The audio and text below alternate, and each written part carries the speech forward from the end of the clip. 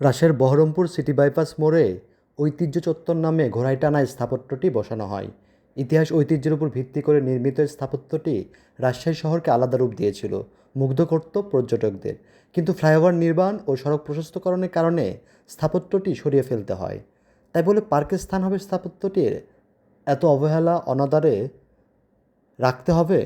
আমরা কেন স্থাপত্যটির শৈল্পিক মূল্য ভুলে যাই?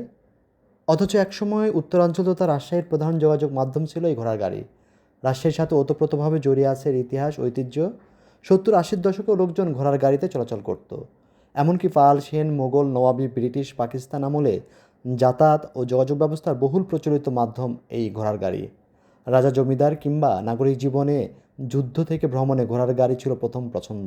রবীন্দ্রনাথ, মহাত্মা গান্ধী, নজরুল, সুভাষ বসু সকলে রাজশাহীর ঘোড়ার গাড়ির অভিজ্ঞতা নিয়েছেন। অথচ এরকম ঐতিহ্যমণ্ডিত আমাদের ইতিহাসের সাথে ওতপ্রোতভাবে জড়িত এই ঘোড়ার গাড়িকে আমরা পার্কে ফেলে রেখেছি অবহেলা অনাদরে।